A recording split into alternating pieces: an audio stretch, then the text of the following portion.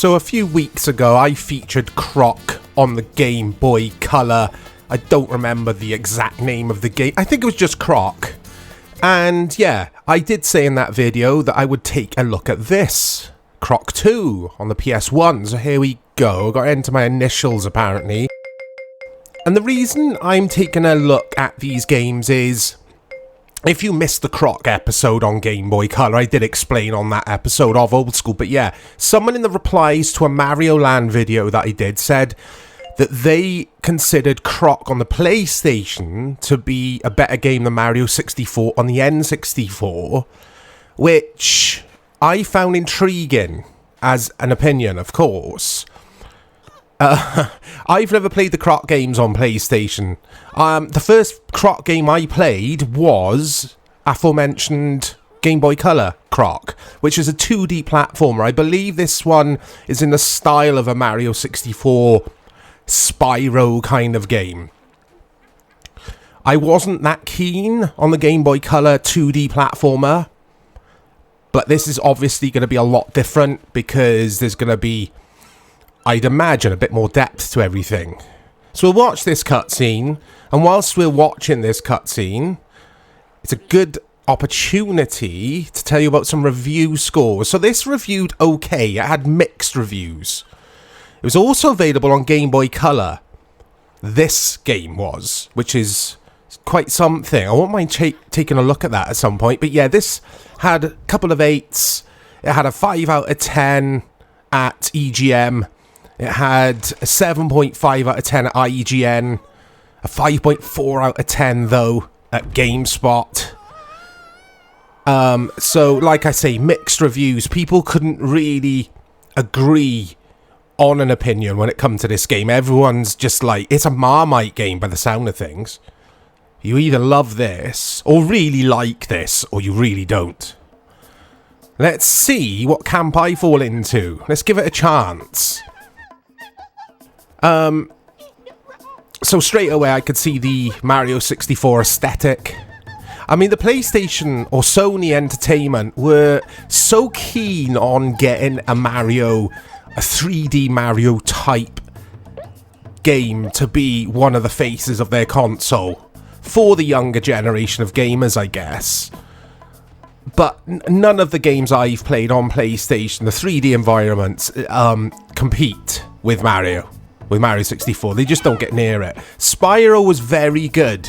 I did feature that on the channel a few weeks ago as I'm recording this video. It was a request from one of our lovely subscribers, and I thought that was decent. Straight away, I'm not keen on this because I don't like how fast Croc jumps. It was the same with the Game Boy Color version, the 2D platformer which I featured. I said the same on there. Croc kind of just sped around the map. It was strange. I like the graphics. I think the art style's pretty good. I am playing via RetroArch and using the Swan Station core, which is doing some upscaling, so it will look nicer than it would have looked back in the day on your TV set. But yeah, I think it looks really nice. There's Swamp Meet Pete. So you take crystals back there, apparently, to trade. But what I did notice on the wiki page for this, before I started recording this video, there was a Dreamcast port, or there was a planned Dreamcast port of the game. And it never come to light, basically. They stopped developing it, basically due to the declining performance of the Dreamcast. So yeah. Okay, here we go. Can I jump on this? Well, yeah, I can, but can I ride it? Yes, I can. But I'll say this straight away. This isn't better than Mario 64. Oh, I missed all them crystals. This isn't better than Mario 64 in my opinion. That game is one of the best video games of all time, again, in my opinion. And this, unless this dramatically gets really, really good and improves, then it's just not in the same universe as Mario 64. I mean, I know literally it's in a different universe in regards to the lore and the story and the characters. But yeah, it's just... Mario 64 is in a league of its own. Like that... The Mario 64 is Premier League. How about this for an analogy? Mario 64 is Premier League. Croc is... Let's be kind. Croc is Sky Bet Championship. There we go. I'm being kind. You could have maybe said League One, but I'll be kind. Because this is alright. What I hate is this. The camera. I'm really struggling with this damn camera already. But Mario 64 also has a bit of a dodgy camera with hindsight. When you go back to that game, it's not the most... Well, it is fun to play. I still love it. But it's not the easiest to control Mario with that damn camera because of the yellow C buttons on that horrible claw N64 pad. I'm not going to go there in this video. This is about Croc 2 on the PS1. Right, I can't interact or collect these crystals for some reason.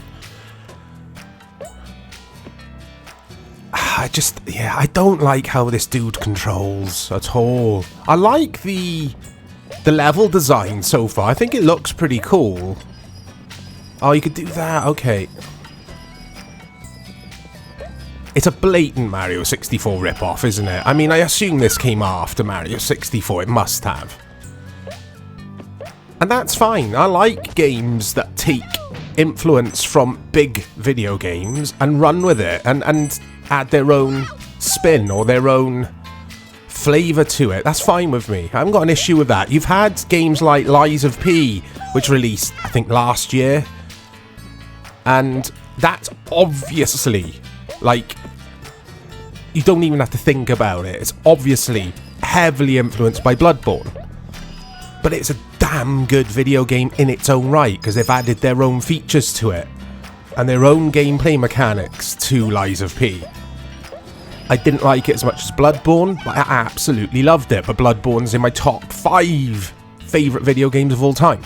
Anyway, you get the point I'm trying to make. I got no issue with a game copying another game. It's fine. It's happened since video games started being churned out in the 70s, I guess. I mean, how many versions of Centipede did we get on Ataris? And Millipede, and then... You get my point. You get my point. I can feel myself rambling away here. For a change. Yeah, this is alright. It's not a bad game. It's just not Mario 64. It's not Spyro. Spyro at least controlled well. I liked how you got around the map in Spyro. Apart from that damn skateboard. I was terrible on that. That was Spyro, wasn't it, on the skateboard? I got all these games mixed up. Okay. I want to get on that boat. He's going to ask me to do him a favour involving the boat, I reckon. There we go. Jump into the boat. Okay. Let's see what this throws up then. I mean, is it just a mishmash of mini games, I wonder? I mean, it has got that Mario 64 thing where you jump into a portrait or a painting or... And then you get the levels within the hub world, don't you?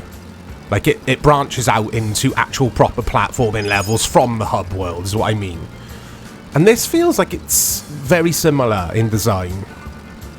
Just nowhere near as good. Nowhere near. This is fun. I like this. These dudes are... These dudes are the... What are they called in this? Gobbos? I can't remember. I'm not taking in the story. Something about Croc's parents. You got to look for Croc's parents. That's the overarching story arc here. That's your main quest, I think. So I'm in 3rd. Got 2 more laps to go. Where's the dude at the front then? He's gone. He's Max Verstappen. He is out of here.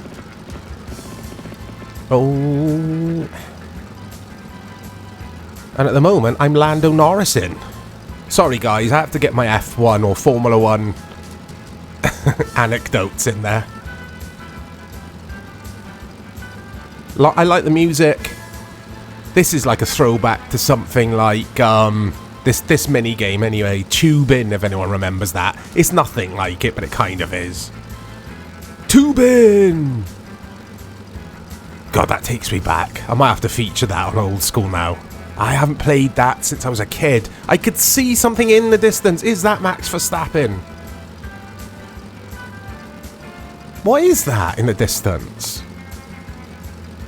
This was also available on PC. So PC, PS1, and like I say, Game Boy Color. Game Boy Color version did not review well. Although something on the wiki page did make me laugh. Like, there's Max Verstappen. Can I...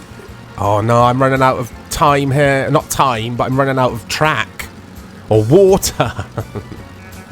Because this is all over when he crosses that line. Ah, I'm not going to do it. But yeah, something in the reception made me laugh. Nintendo Power. Let's have a quick glance.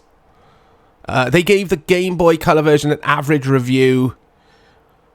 Oh no, that wasn't the bit that made me laugh. There was something that made me laugh, basically, when Nintendo Power were like... You won't be able to wait to go back to this game after finishing it to see all the secrets and magic that you missed, or something along those lines. I was just like, really? How much are you being paid for that review? I'm being very cynical. I can see why some people like this game. I'm only 5-10 minutes in. I'm not giving it a chance, really. It's just not grabbing me. Like Mario 64, I'm going to keep referring, or rather, I'm going to keep referencing that classic. That game had me by the... Yeah, straight away. Like, within seconds, I was like, this is incredible. And it still does. Every time I pick that game up, it's still... Oh, I still find it amazing to play. Even with the dodgy camera. This just doesn't do it for me. It feels like a... It feels like a bargain bin game, to be quite honest, guys. I must say, and I know that's probably doing it a disservice, I think this is supposed to be the better out of Croc and Croc 2, the PS1 versions. I don't know where I'm going here. I always get a little bit... Well, I get lost in these old 3D platformers because everywhere looks so similar. Oh, it's not even... Yeah. Gobbo. They are called Gobbos, look. It's not even trying to hide it wants to be Mario 64, which is fine. It's absolutely fine. But it's just nowhere near that quality of Mario 64. It's actually published, I forgot to say, by Fox Interactive. I mean, Fox are huge. Absolutely huge company. I mean, they're more... I think television focused, aren't they, Fox Interactive? They brought us so many dodgy video games. I think a lot of Sega CD or Mega CD, as we knew it in the UK. Yeah, a lot of Sega CD games were published by Fox Interactive, or at least... Did I dream that? I'm sure that was a thing. Wasn't Night Trap Fox Interactive? Look at this dude. These were in, I think, in the Game Boy Color 2D platformer, which I keep referencing, which was just called Croc. I'm sure it was just called Croc.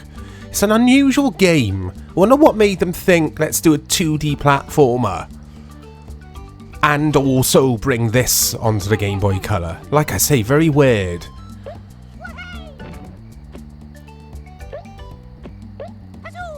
I mean, I think these games did relatively well. I don't know that. They might not have from a sales point.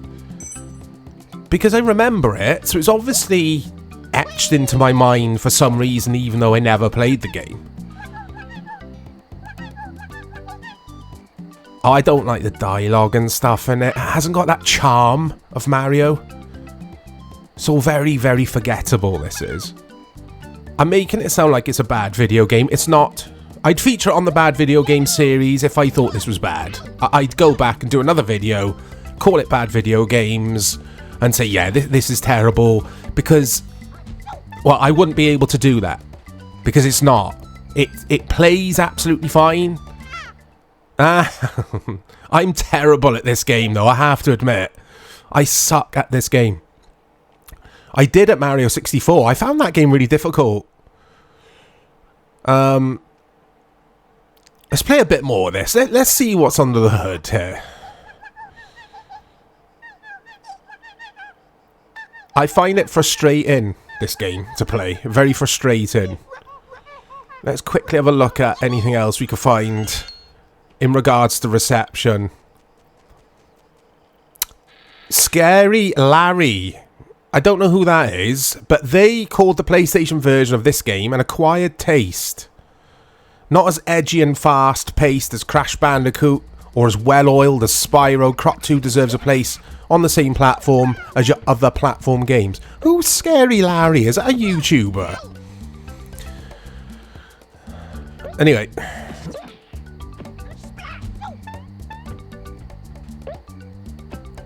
Okay. Oh god, I don't like how this game controls. Or I don't like how Croc controls. Someone said about the PC version, after weeks of playing Croc 2, I was praying each new level would be Croc 2's last, but it just kept dragging on and on. Oh dear. Okay. Yeah, it's bang average, isn't it? And average is fine.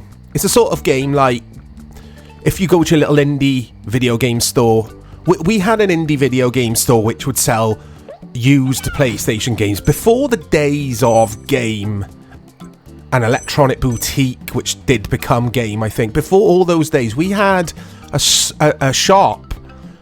Oh, big shout out to my brother Matt. He'll be watching this video. He'll know the shop I mean, because we picked up Yoshi's Island from there pre-owned.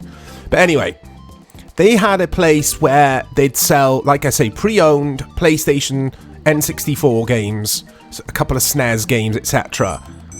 Oh, it's called The Fifth Dimension. It's just come to me. Anyway, this is a sort of game you would have seen in there. You've seen a couple of copies of this, and they really would sell them cheap, like 8 quid or 10, 15 quid. I always remember I picked up Disruptor on the PS1 from there for a couple of quid. And, like, I'd be fine with paying that for this game. I'd be like, yeah, I'm getting my money's worth it. It's average, but there's a bit of fun to be had. Let's see what's going on. Let's try and complete it. But full price, this game would have retailed at what? 30 quid? 35 quid? Maybe 40 quid?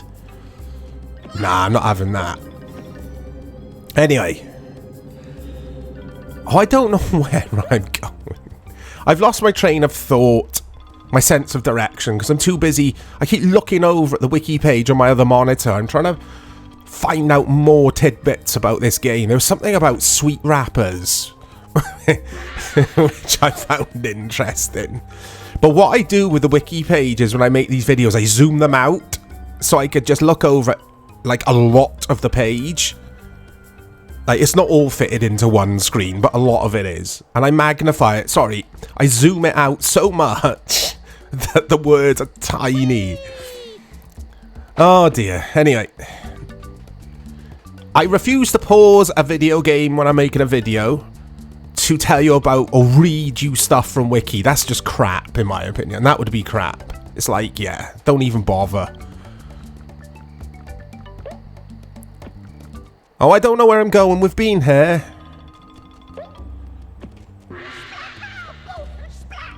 That's a checkpoint, isn't it? Because you had them in Croc on the Game Boy Color, which I keep going on about. What was the point in the balloon getting you up to that level? I don't understand the logic with some of the placement of items or mission things. I'm not... What am I not getting with this game?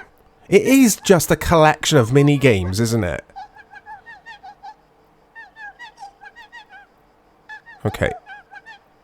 Oh, come on. You have to hold X to skip. Like, to make the text scroll faster. You can't just skip out of the conversations. You have to just stand there. I sound like a grumpy, grumpy gamer. That's what I should call myself. There's probably a YouTube channel called Grumpy Gamer. If I was a betting man, I'm not a betting person. If I was, I would put some money on there being a YouTube channel called Grumpy Gamer. Disclaimer: always bet responsibly, or whatever it is the disclaimer always says. I think gambling's a mugs game. Just my opinion. Be careful out there, guys. I'm going to try and do the boat thing again. I want to win this race. We've got to beat Gobbo Verstappen. Yeah, it's a quick look at Croc 2. I know it's a bit of a mishmash of commentary from me when it comes to this game, but I'm just not getting it. There's something I'm missing with this, so I might spend a bit more time with this game and try and get my head around it, which sounds ridiculous, I'm sure, to some of you. It's like, Mike, it's just Croc. It's just a platformer. You know, what is there to get? I don't know. It's because I'm unwell. I'll keep using that excuse until it runs out. Look out for more content to come to the channel. I can't get my words out. I'll try that again. Look out for more content coming to the channel. We have loads planned. I'll speak to you all soon.